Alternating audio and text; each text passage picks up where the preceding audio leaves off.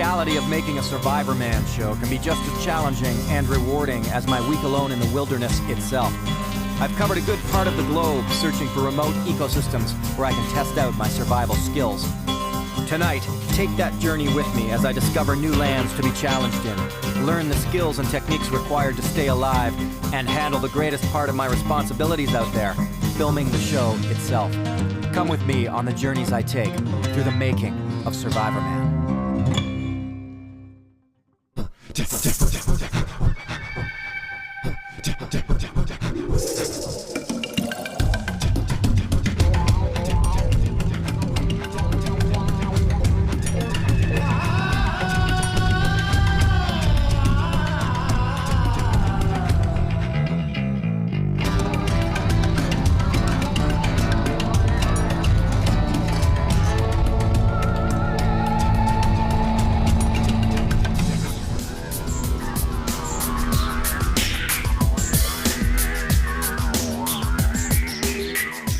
Well, here I go again. I'm 150 feet above a beautiful remote stretch of Africa.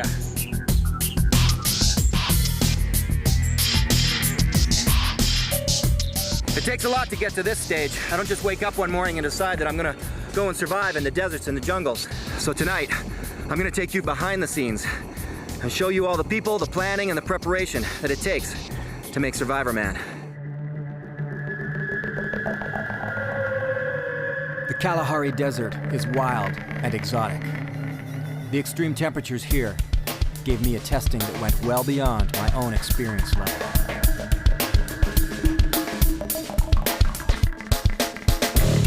To set the scene right, we decided upon simulating the classic running out of gas that happens to thousands of people in this desolate place. Relentless burning sun, moisture-sucking sand-filled winds, poisonous snakes and scorpions, all the elements that rule out here in one of the harshest climates on Earth.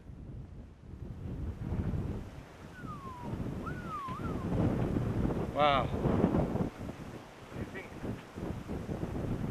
It's pretty intense. I think this looks beautiful. I'm not sure anyone can survive out here, so we'll have to take the track over the dunes and see what's there, but logistically this looks pretty rough, pretty harsh. In the base camp we set up for safety, producer Dave Brady and I take the time to go through the possibilities, and especially the dangers associated with taking on this kind of challenge. Never more was I in need of good local survival instruction than here in the Kalahari. When it's dark, especially when it's moonlight, and you just stick in your hand and you take them out. So go in like that. If there's something you grab, pull them out. yeah. This is really interesting because it's almost like wherever you go, whatever culture you find, there's always some method of catching some animal that involves sticking your hand into a deep, dark hole without being able to see what's in there. Yeah. I just did it in the Amazon with catfish. You had to get in the water and shove your hands in these muddy holes to kind of get the catfish. Okay, see, this is the whole reason why I take the time and spend the time to get together with experts like Doe to come into an area I've never been before. I suggested and would have thought if I want to get away from scorpions that maybe I could come and sleep up in the crux of a tree just like this.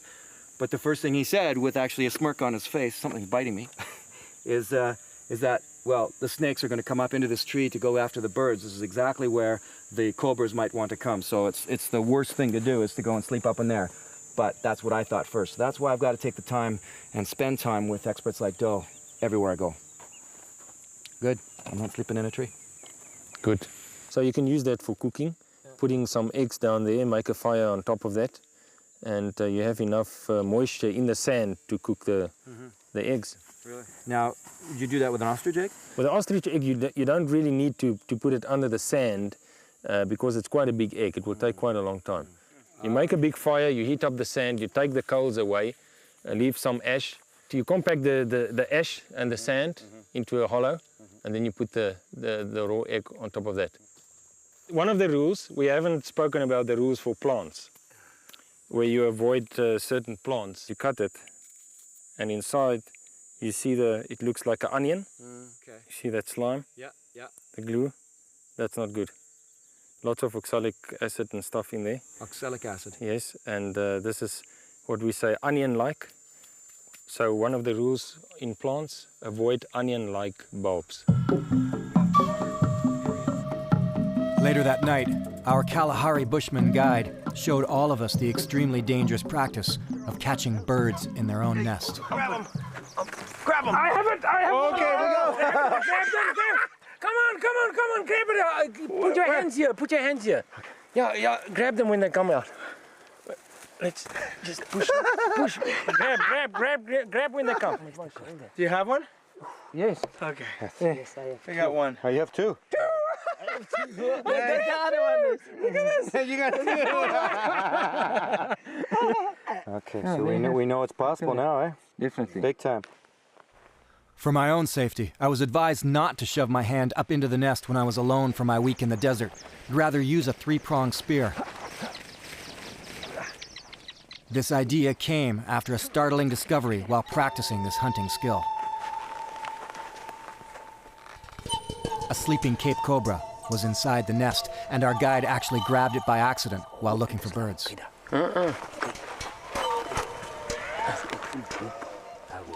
Yes. No, this is snaky now. Go on, look at it. This is snaky now. That is freaky, man. Is that a cobra, you think? Definitely. Oh, Definitely. You won't find an adder up there. Wow. It's definitely a cobra. And you touched it? You touched it? Yeah, he put his hand in. En dit ook voel was de slang ritueel met handen de sek. Ja. Let's have a look around first. yeah, we'll have a look around.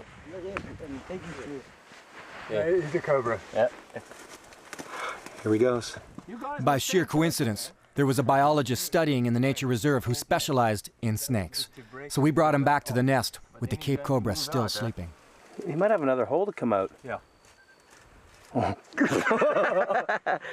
Good point, Dave. Okay, I've actually got him. Okay. There he is. There he is. There he is. Here he goes.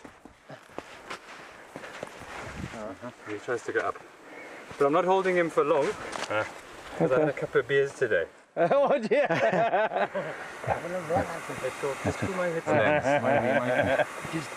That's awesome. Yes, go closer, Ness. Do that again. He's going to. Yeah.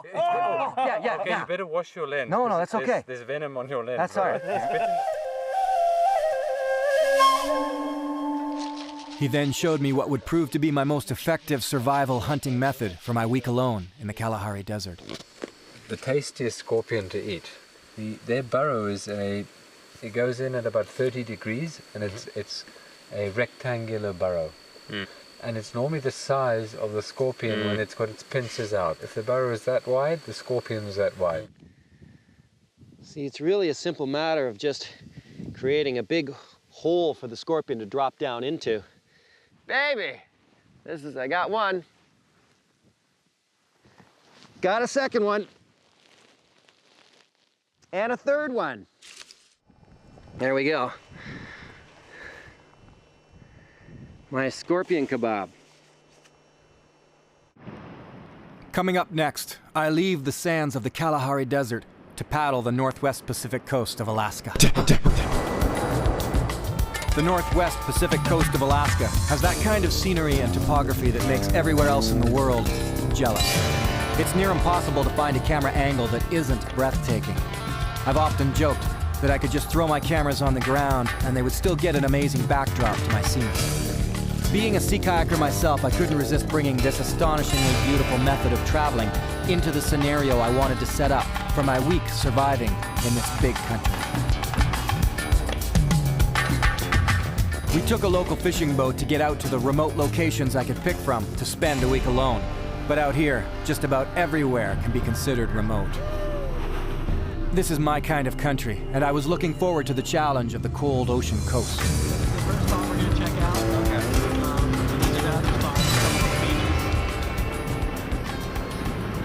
You see all this orange stuff? This is what they call bladderwrack. This is probably the most prominent and the most nutritious. Here it wasn't so much information about shelters I needed, but rather learning about the wild edibles that grow in abundance. They look good, but the brighter means the more fresher. Those are in full bloom. Bladderwrack. This is fantastic. You just pick it and eat it raw. And it's full of minerals and protein even. I think one of the stories that things I want to come from story-wise for this particular one was just how bountiful the seaside is. I wanted that to be the story, because often I'm in these places and there's nothing to eat and I have nothing all week, but as far as food, the bountifulness of the sea. Every once in a while on these Survivorman shoots, I even get the chance to enjoy the lighter side of survival. To experience the adventurous benefits of such a beautiful ecosystem and partake of a lifestyle that they live out here every single day.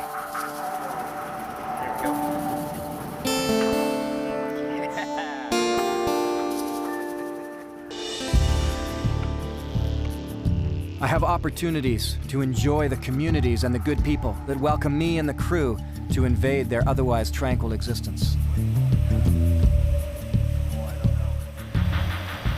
Dan, chef Dan.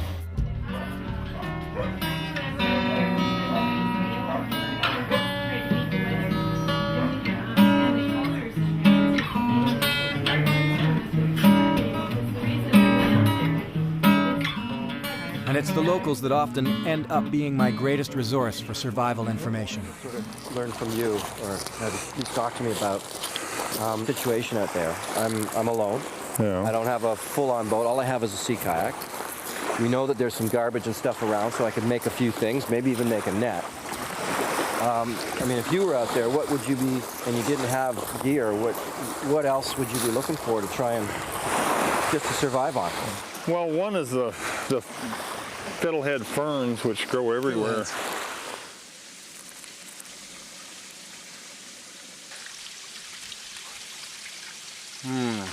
What is the native component here? They used hot rocks. They made steam baths on the shore out of just driftwood, and they cover it with skins, and then they'd take hot rocks in there and put hot water on the rocks to make their steam bath. Really? They called it a banya. I've had quite a few encounters with black bears, and I've never felt threatened by one, but people have been. There's actually more incidences with black bears than there are with brown bears. Yeah. Because people don't give them the respect they do brown bears. See, the higher up that I am, it's just better. You know, I just get a really beautiful angle that way. So you can come this way a little bit more. Years of filming in the wilderness have given me the opportunity to experiment with different cameras and camera mounts. I may be out here to survive, but I can't just come home with a shaky handheld home video. It's been my personal mission while making Survivorman to take great care as a filmmaker and challenge my filmmaking limits and experience in creating these shows just as much as it is to show good survival techniques. One twist. So I'm shooting back, looking at myself. That's gonna be great. You never really know how things are going to work out, whether or not a camera mount is going to work at all, until you put it into practice. We've got a camera up high like that. Makes the kayak top heavy. Makes it very difficult for paddling because you can feel the wobble. It makes you more nervous than normal. So I just take it easy. Because if I dump, then the camera goes in too. And there goes about $10,000 worth of gear. It's tricky because you got to try and get the horizon straight, make sure everything is in focus.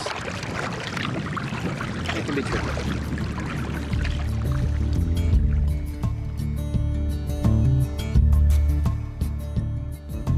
Well, as you can see, I have some visitors. It's funny, that happens sometimes, you know. Never ceases to amaze me. I get out in the middle of what's perceived to be the middle of nowhere, and I'll run into somebody. And this has happened before. It also happened in Labrador, where I'm dog sledding along, and some snowmobilers come along and want to help me out. And it's pretty funny. In Labrador, they actually knew who I was, and they were like, "Hey, come on over. Let's have a snack or a treat." And it's like, no, I got to keep doing my show. And I go, "Oh, okay, yeah, you're Survivorman, that's right," and off I went. So it happens, but you know what's really good about this is that it shows you that in a survival situation, you know, sometimes rescue is pure luck. Someone just happens to be coming along at the right time. These guys might only come in here once a year for all I know. I haven't seen anybody else the whole time. But this boat's come in and they've gone up to check out the river. And if the salmon are running, they'll probably go fish the salmon. If not, they'll probably take off. But if I was really lost, that would have been salvation. Coming up next, by hot air balloon, I head into the breathtaking landscape of Africa.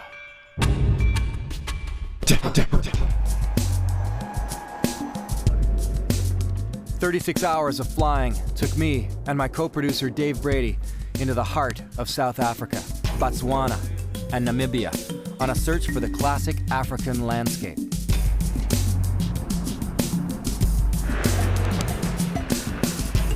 And while we consider the options before us of where to shoot in Africa, we work nights in our hotel rooms on other episodes, looking at rough cuts, talking about possible narration. Oh, the work never stops. Dave Brady, my production partner, and I have been out in the desert searching the landscape for just the right location to do Survivorman. And now we're in a hotel in Upington, Africa. And we have to keep working. Time to go get Dave and work on the narration for the Jungle Show. Just wanted to show you this lovely hallway.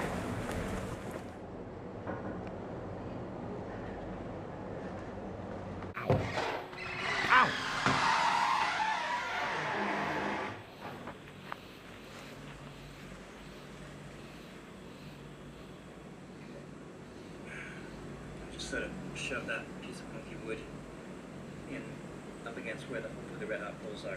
We have to figure out how to get you to either Johannesburg or Cape Town for during the hiatus. Oh yeah, okay. We got to do an ISDN VO recording. It's not glamorous at all, but it is the reality of working on documentary films about survival. The logistics can be as challenging as the survival itself.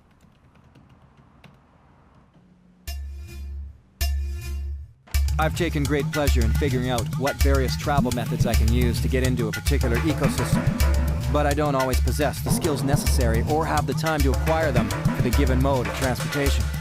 In Africa, Felicity Peabody took control of her hot air balloon to fly me high above some breathtaking scenery and eventually drop me in the chosen location inside a nature reserve. And see, this is a situation. I mean, we're trying to tell the story of what it takes when it comes to hot air ballooning and landing down here in Africa. But the absolute reality is that if you're planning on anything that is weather dependent, you're taking your chances. And we plan a lot of things that are weather dependent. Hot air ballooning it's critical that you have the right wind.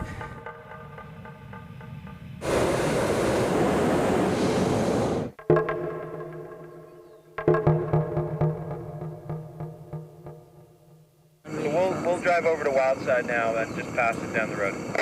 I've got the camera shooting that's shooting straight down. I just got a beautiful shot of a giraffe running that's going to cut in nice, and I got my throws done, so I'm going to just do beauty now. This area had the extra advantage of not being too far from a lodge should I get bitten by a black mamba or attacked by a lion, jaguar, buffalo, hippo, rhino, or elephant. These are the experiences that take place during the shooting of Survivorman, when I feel truly privileged to be involved. This is really one of the trickiest parts of putting this whole show together is scouting a location out.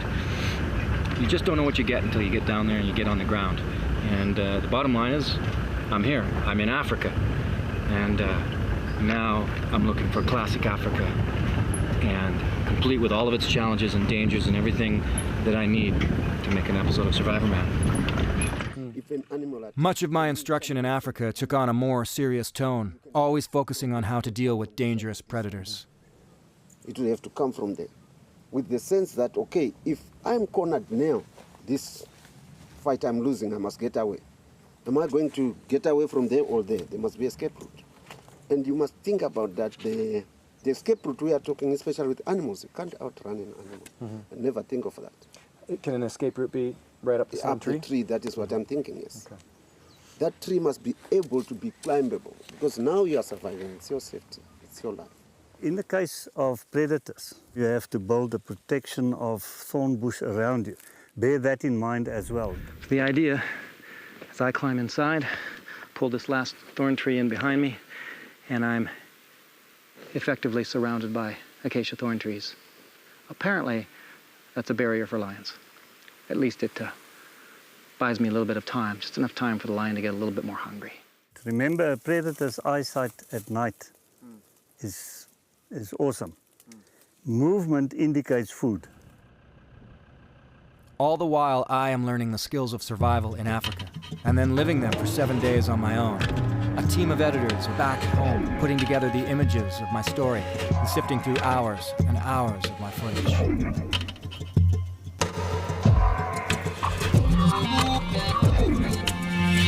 On the opposite sides of the globe, the Survivorman team works to bring out the best in stories created, while the reality of survival unfolds for me in extreme and challenging landscapes.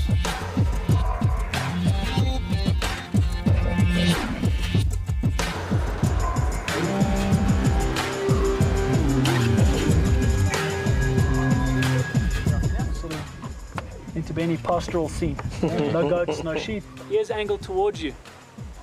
If I stand up, he should turn me sideways. There we go. Now he's got a perfect view of me. See? Then back to aggression. Signs of aggression with white rhino? I think you just had some of them. Yeah.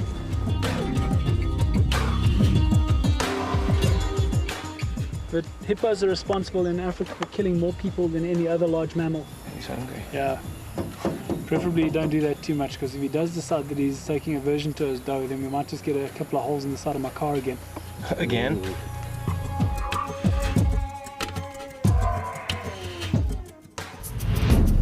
Coming up, I head into my country, Canada, and run a race against time as the late winter is pushed aside by the forces of spring. Every Survivorman journey starts out the same way, going over all my camera gear and making sure it fits into a couple of small cases. My anticipation of the challenges I'm about to face constantly run through my head. Then, it's off to the airport to spend hours and hours in travel time just to get to the jumping off point. But the creative process never stops. Even the plane flight itself is used to go through research material and planning out my methods of survival.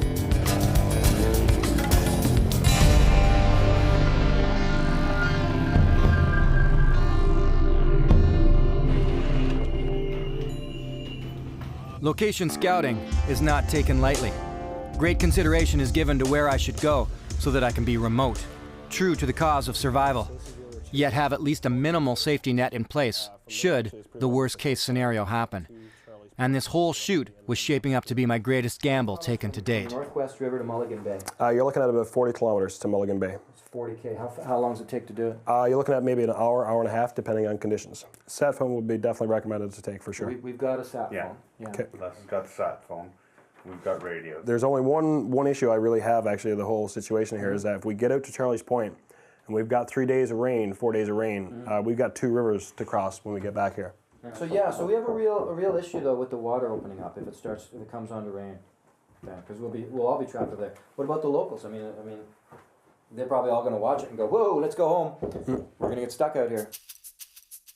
The networks were constantly asking me to get out there in a winter location. Winter poses the toughest challenge of all. Cameras freeze or get soaked by the snow. Just standing still in the cold requires survival. For most places in Canada, spring was beginning to make itself known. Not so in Labrador. There was still 8 feet of snow on the ground, and days were constantly changing between bitter cold and warm and sunny. I was about to take a gamble on the weather, and I would do it by dog team. And this is a pup. That's only a yearling pup, this fella. That's his father there that you just met. You want to keep him away from these 2 guys. They don't like him. They don't like him? They don't like him. And that's his dad? That's his dad. Well, he don't care about that. He doesn't like him. Okay. The 2 big grays, they're 2 purebred Labrador Huskies. The tan one here is a 3-part Labrador Husky and a quarter Siberian. And this guy here is an Alaskan. I used to run sled dogs, but it had been a few years.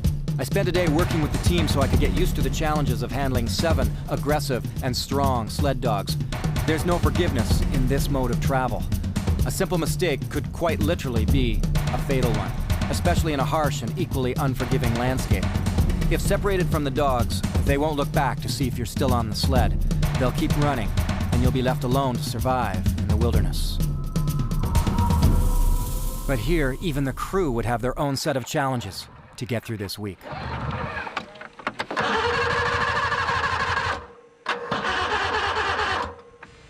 We've got 5 rental skidoos. We decided to take 4, and the one with the biggest engine carrying all the stuff basically is little by little died on us. So here we are sitting and we're awaiting Jock.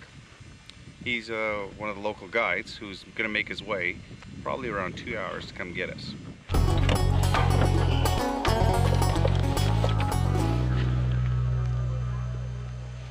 Yeah, pretty dirty. On each Survivorman location, my safety crew sets up camp anywhere from a few miles away to, in the case of Labrador, an hour sled ride away from where I will be surviving. Here, they set themselves up in comfort while I head out into the wilderness alone. But before I do, these safety camps are my last chance to reorganize and get prepared for my week alone in the wilderness. Pictures and everything. Pictures and everything. By the time you're back. Oh yeah, no, and you know what, to be honest with you? It's not going to change anything I do out there, but it's going to add another element of a layer of safety, and I think that's important.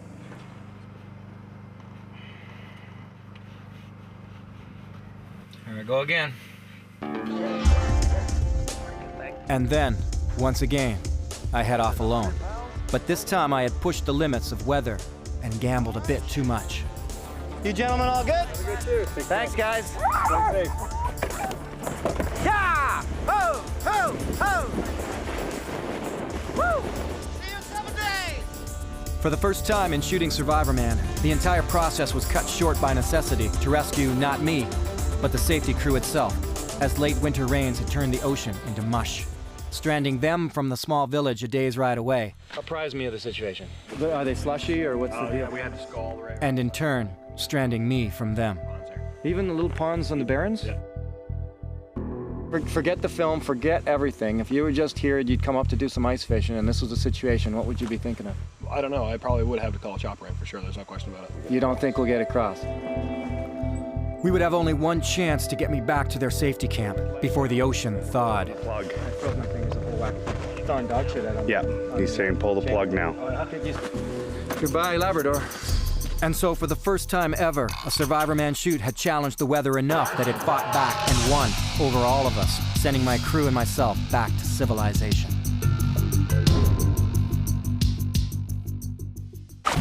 To warm my frostbitten self, the last shoot of the season was set to take place in the South Pacific tropics. To finish off the season of making Survivorman, I chose a tropical island location. I've had my share of suffering challenging locations, and I thought maybe a little sun would do me some good. To my surprise, thanks to local expert Na Te, it became one of the most enriching and learning experiences to date.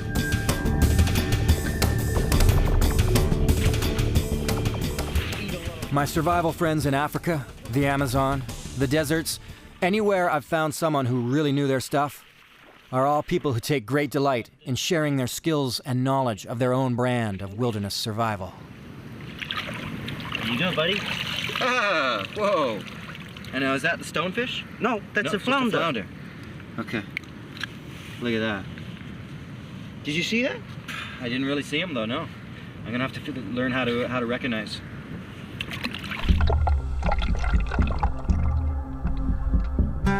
Na, like others before him, is only too eager to share the teaching of skills and techniques that he took great pride in. So much of this knowledge goes back thousands of years and carries a rich history.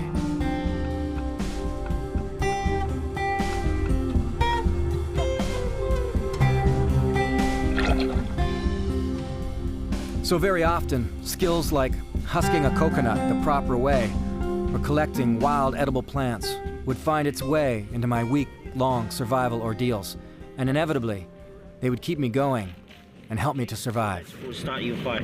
But this is, I didn't have any effort in it. So all you have to do is just follow it. Watch your hand, okay? Watch your hand, that's it. Now you can husk now. That's it.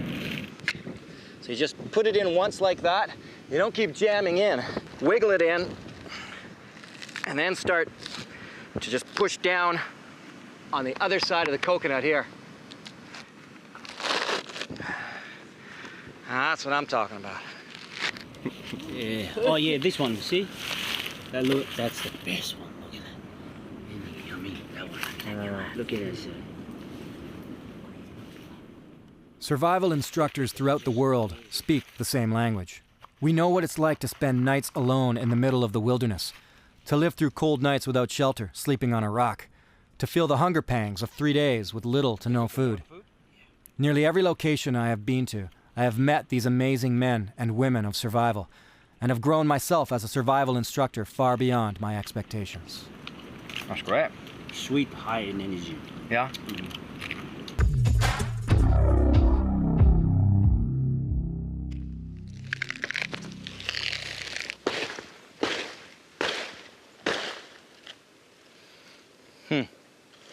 Made a kind of a mess of it, but the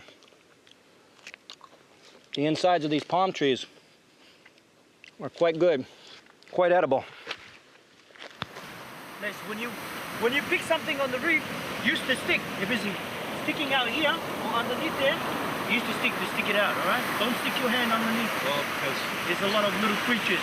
Okay, there's the sea crabs on the little island too. This one here. See this one? Yeah. That's a sea crab. Try it. Just eat it? Yeah, just eat it. Beautiful with coconut.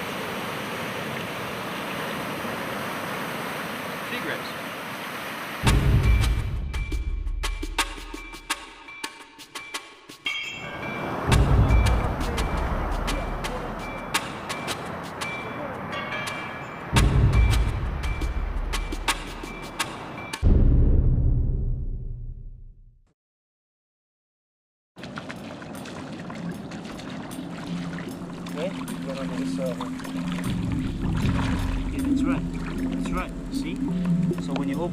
They around.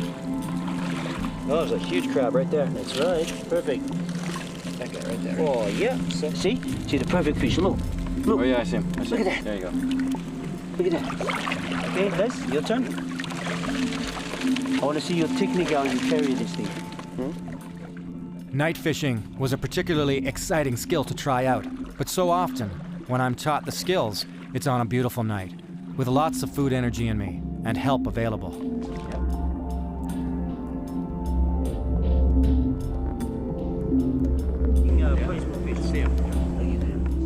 It's a much different story once I have been left on my own and have so much else to worry about for survival and making my films.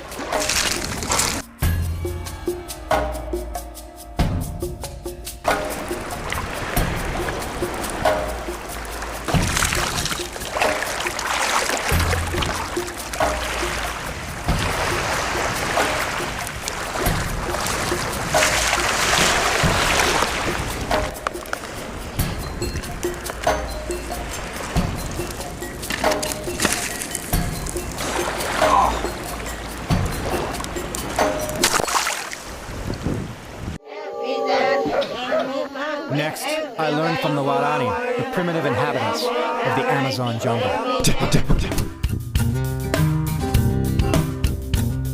took about a 5-hour drive from Quito and arrived in a place called Shell. And here we are. We're going to get a Cessna. We're taking a small plane into the jungle. We're flying it with the missionaries. But we're pretty socked in here in terms of weather. So we've been waiting a few hours. And hopefully it'll clear up and we can get into the jungle today. Yeah, we were told we just weighed all our gear and the crew gear, and we're at about 800 pounds. The crew we brought in a lot of potatoes and cabbages and various food. Of course, Les came in at 0 for his food. Flying above the eastern Andes, I was about to enter the land of the Warani. A people that barely 40 years ago were still living a Stone Age life. They became infamous in the 1950s for having massacred 5 missionaries. Their lives and culture were controlled by a focus on vendettas and retribution killings. A slain missionary's wife and sister took it upon themselves to go to the Warani to teach them the concept of forgiveness.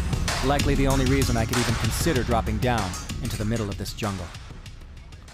So it's been inside me for a long time to have a jungle experience, to come out to spend time in the jungle, to connect with our anthropologist host, Jim Yost, and be able to come to a place as remote as this. It's beyond incredible. So I've been out with these guides, long walks on the trail, and it's just a constant from one lesson to another as we walk. They stop, they see something, they point it out, they teach it.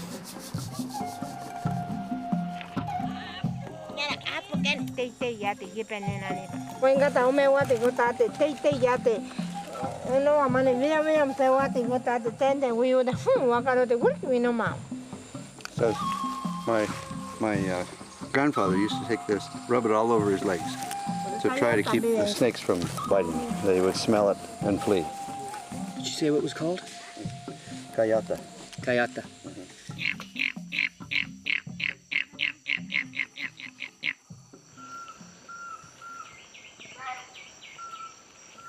Their existence with us, while I've been here training, and my existence with them has just been a real experience. There's been nothing manufactured for the sake of me being here. That has me feeling, that bleeds into me going out into the jungle on my own, because it's really just an extension of what we've been doing here.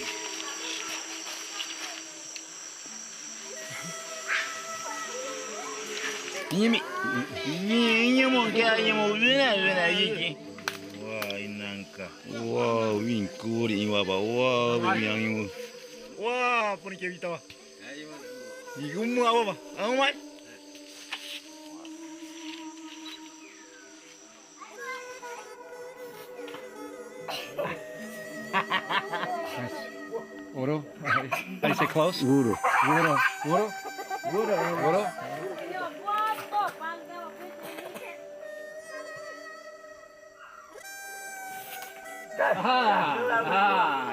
Every moment in the jungle training is another little level of confidence that sits with me, so that when I finally get out there alone, I have that to draw upon.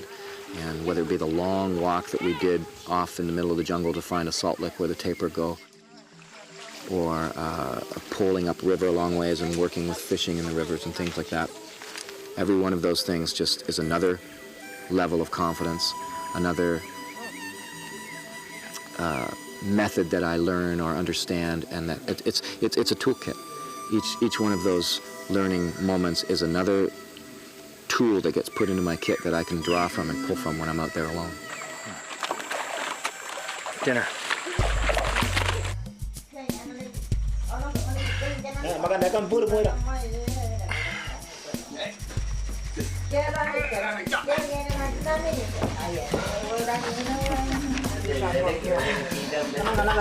He's got it. It's there.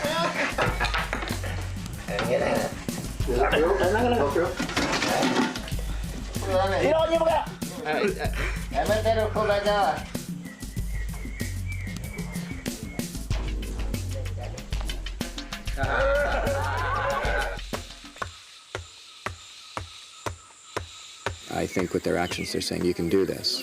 You know, we do it, you can do it. You've been getting the knowledge. You have your own personal knowledge and experience, so let's put you out there, and we're confident you can do it. They don't want to have a dead guy on their hands anymore, you know, than anyone else does. They don't have to come rescue me. So I think their confidence in me gives me my own self-confidence. Yeah, these things are nasty.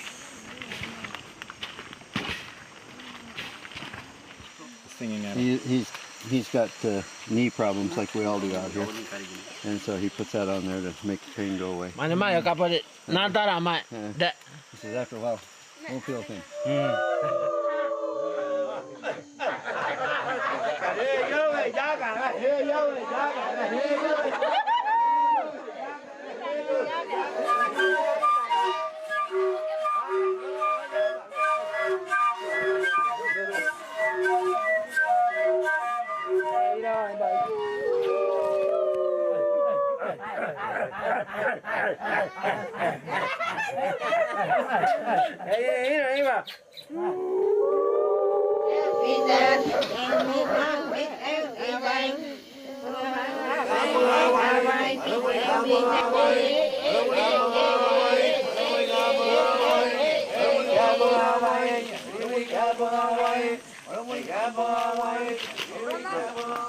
Guanta piña también a gusto para que agora eu vou dar nhamo 3 vale do pai. Mari ganyo buta do mari nyamo. Buta bala de gwimma. On this day, the day that I'm going to enter the survival mode, is I tend to take on a bit of a melancholy. I know that there's going to be some deep loneliness at some point throughout the week, and I start thinking about that. Okay, so when Les is out in the jungle, we, the crew, sit in the lap of luxury here in the Warani village. This is our homestead for the 10 days that we're here. We've got a great roof above our heads. It keeps the water off. This is a house that the Warani built especially for visitors. And we always keep the smudge fire going. We've had it going for a few days now to keep the gnats at bay. So day and night, that smudge is going. So as you can see, we sit in the lap of luxury while Les is out there surviving. Well, the crew just got back from dropping Les off, and looks like he's going to be a little wet. Radio is really sketchy. We're hopefully going to just rely on a bunch of clicks and call bells, and if we hear them, we're coming running. What's happened is you've developed... Due to the dangers involved in making Survivorman, paramedic Barry Clark has been on each location in charge of my safety. Whereas in the case of the Amazon, my reparations. Are about a 6.5, 7, so it could take a while for this to heal. I'm a filmmaker, but I'm surviving at the same time. So I sort of vacillate back and forth between those two modes, thinking what I can and will do as a survival guy out there and what I can and will do as a filmmaker. Having survived my week in the jungle, one of the Warani elders spent 10 hours hunting in the jungle for tapir and monkey to present to me as my returning feast celebrating my survival. An honor too great for words.